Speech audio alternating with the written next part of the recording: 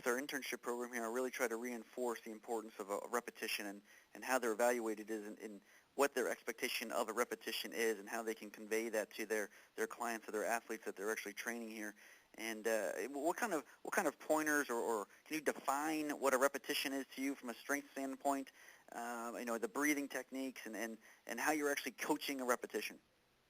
Yeah, we do, and spend a good bit of time on that. And that doesn't necessarily mean that everybody coaches it the same way, or even for that matter that that it looks exactly the same if I'm working with somebody versus somebody else.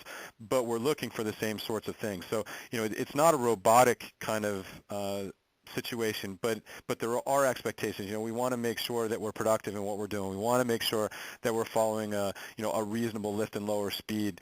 That the athlete's doing the work, that they're using the range of motion that's appropriate for the exercise and the modality that they're using. We try to reinforce that not only for the athlete, but also for some of our interns and, like you said, some of our practicum students who are coming in to learn a little bit about the field. But our hope is to maintain a level of consistency from individual to individual and team to team, so that when you come in and you take a look, there isn't a real somebody's doing it great and somebody's doing it really bad. If they're not doing it well, then we'd like to get over and sort of talk about that, not only with the athlete, but with the person who's working with them to make sure that we're sort of on the same page. And again, it goes back to productivity. We're looking for a highly productive, safe and effective repetition, because that leads into the same thing when it comes to that set of exercise, and it leads into the completion of that exercise and the ability to move on to other exercises in the entire routine. So I agree with you. I think it starts with the rep and it grows from there.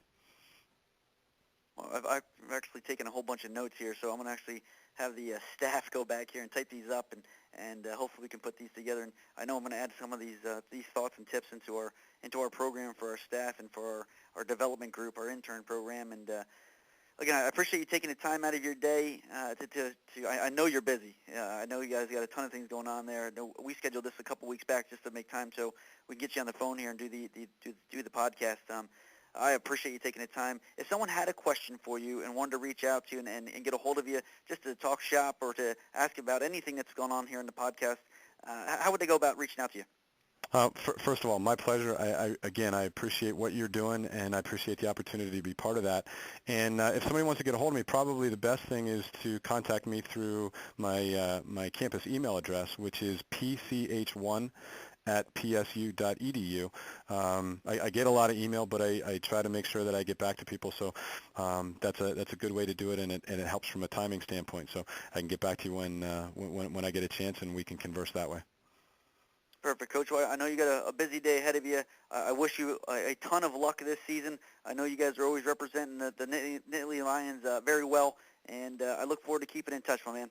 Thank you. I hope so, too. Have a great day, Coach. Thanks, you too.